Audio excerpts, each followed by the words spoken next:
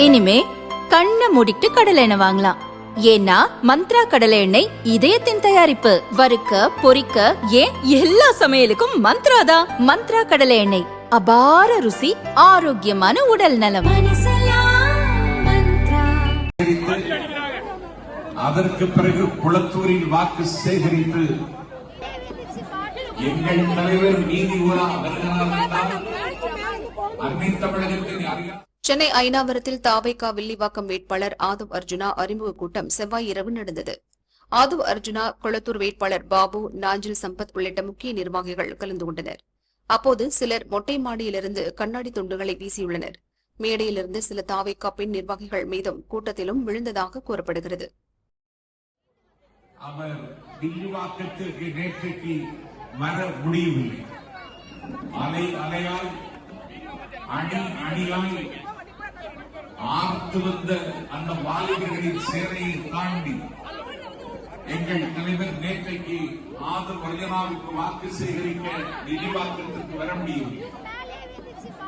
எங்கள் தலைவர் நீதி உலா வருகிறார். அன்னை தமிழகத்தின் அரியாசனத்தில் இருக்கிற முதலமைச்சர் நீதி உலா வருகிறார்.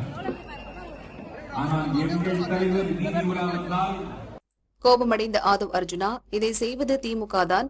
முதல்வர் ஸ்டாலின் சார், எல்லாத்தையும் உடனே நிறுத்துங்க. எவ்வளவுதான் எங்களை அடிப்பீங்க? நாங்க பொறுமையா இருக்கோம். திருப்பி அடிச்சா தாங்க மாட்டீங்க என்றார். ஆனால் எங்கள் தலைவர் வீதி உலா வந்தால் வடபுலத்தில் இருக்கிற இந்தியா டுடே NTV கூட தேசிய அளவில் எங்கள் தலைவருக்கு ஒரு வெளிச்சத்தை தருகிறது. உங்களுக்கு உள்ளூரில் கூட செல்வாக்கில்லாதவர்கள் நீங்கள்.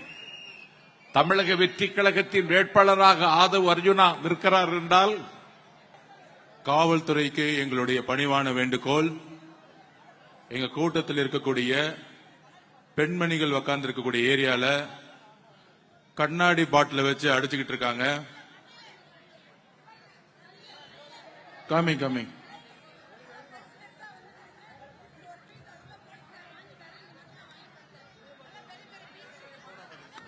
சோடா பாட்டில் கண்ணாடி பாட்டில வச்சு அடிச்சுக்கிட்டு இருக்காங்க. தூள் பாட்டில உடைச்சு தூள் அடிச்சு ஒரு பெண்மணியோட ஷோல்டர்ல அடிச்சிருக்காங்க. திமுகவுடைய இந்த சதி திட்டத்திற்கு நாங்கள் குரல் கொடுப்போம். காவல்துறை இதை கடுமையாக இப்பொழுதே கண்டிக்கிறோம். இல்ல இதே இடத்துல நாங்க உட்காருவோம், கிளம்ப மாட்டோம். இன்னும் அராஜகம் நடந்துகிட்டு இருக்கு. கண்ணாடி பாட்டில் வச்சு அடிக்கிறதா ஜனநாயகமா? திரு மு.க. ஸ்டாலின் சார், நிப்பாட்டியா, எல்லாத்தையும் நிப்பாட்டியா. இப்பயே எவ்வளவுதான் அடிப்பீங்க நீங்க? நாங்க பொறுமையா இருந்துகிட்டு இருக்கோம். திருப்பி அடிச்சா தாங்க மாட்டீங்க சொல்லிட்டேன் நானு. திருப்பி அடிச்சு தாங்க மாட்டீங்க. நாங்க பொறுமையா இருந்துகிட்டு இருக்கோம். திமுக திருப்பி கேட்டுக்கிறேன், காவல்துறை எங்களுடைய பெண்கள் மீது கை வைத்தால் அங்க சும்மா இருக்க மாட்டோம். கண்ணாடி பாட்டில உடைச்சு எரிஞ்சது யார்? இந்த நைட்டை கைது செய்யணும். இப்பவே கைது செய்யணும். இல்லை என்றால் அதை வச்சா இங்கே உட்கார்ந்துட்டு இருப்பேன். எங்களுக்கு நியாயம் கிடைக்கல, இங்கே உட்காருவோம். எவ்வளவு பொறுமையா இருக்கிறது? கரூர்ல ஆரம்பிச்சீங்க, எங்க போனாலும் மிரட்டல்கள். இன்னைக்கு கண்ணாடி பாட்டில வச்சு எங்களுடைய பெண்கள் மேல அடிக்கிறீங்க. இதுக்கு பதில் சொல்லவில்லை என்றால், இதுக்கு தீர்வில்லை என்றால், நாங்கள் கைது செய்தாலும் நாங்க இங்கதான் உட்கார போறோம். இப்ப நம்ம உட்காருவோம், இங்கே உட்காருவோம். ஒரு அறிமுக கூட்ட விழாவிலேயே ஒரு கோட்டர் பாட்டில உடைச்சி வீடியோ கொடுப்போம். நாங்க ப்ரூஃப் இல்லாம பேச மாட்டோம். காவல்துறைக்கு CCTV கேமரா 30 நிமிஷத்தை தூக்கிட்டோம். காவல்துறை டெலீட் பண்றதுக்கு முன்னாடியே நாங்க தூக்கிட்டோம். தோ இங்க இருக்கு. பொய் சொல்லுவாங்கல்ல, என்ன தெரியுமா சொல்லுவாங்க? அவங்க 2 பேரும் தண்ணி அடிச்சு விளையாண்டாங்க. விளையாடும் போது பாட்டில் சும்மா தூக்கி போட்டாங்க, அதனால கீழே விழுந்துச்சு. ஏன்? அவங்க அப்பா முதலமைச்சர் மு.க. ஸ்டாலின் போன் அடிச்சிருப்பாரு இங்க இருக்கிற ஆபீசருக்கு. அடிச்சு, ஆபீசர் நான் தான் அமிச்சேன். ஏன்னா இந்த ஆதவர்ஜுனா ஒருத்தர் இருக்கிறாரு, நம்மளுடைய தலைவர், வெற்றி தலைவர் விஜய் சாருக்கு மேல கொஞ்சம் நம்ம பண்ற எல்லா உண்மையை எடுத்து சொல்லிட்டு இருக்காரு. அவரை கொஞ்சம் மிரட்டுவோம். என்ன மிரட்டுறதா இருந்தா, தைரியம் இருந்தா திரு மு.க. ஸ்டாலின் சார் அவர்களே, உங்க பையனை தைரியம் தான் எலெக்ஷன் இங்க நிக்க வச்சிருக்கணும்.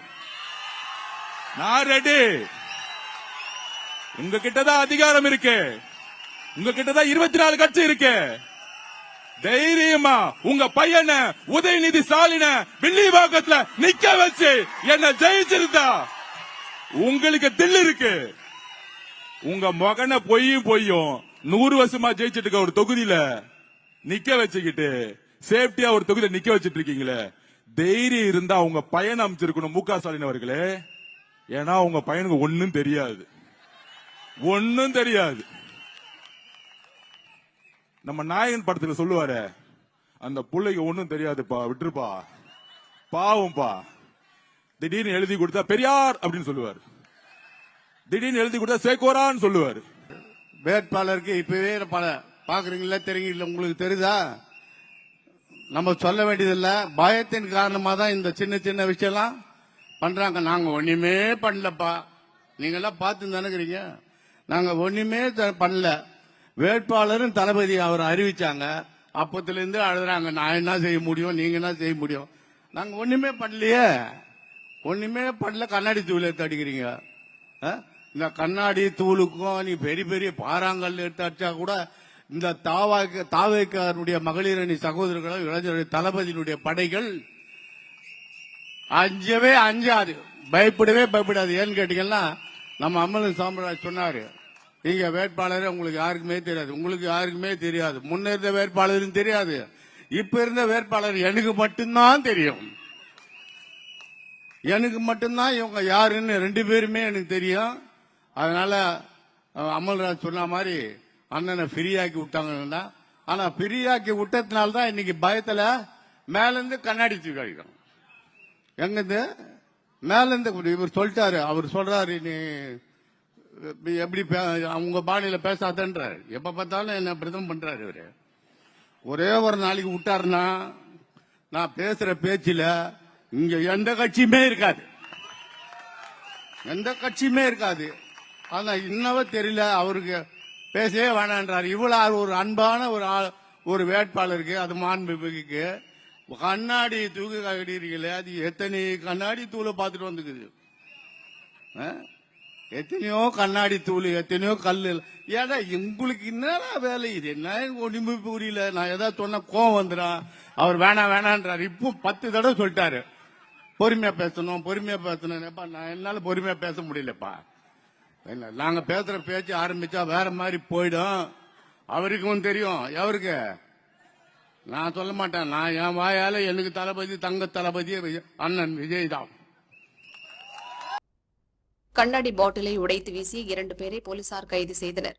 விசாரணையில் அவர்கள் ரித்விக், அப்புக்குட்டி என்பது தெரியவந்தது. நெருங்கிய நண்பர்களான இருவருக்கும் இடையே ஏற்பட்ட சண்டையில் பாட்டில் வீசியதாக கூறப்படுகிறது. 2 பேரின் பின்னணி குறித்து போலீசார் விசாரிக்கின்றனர்.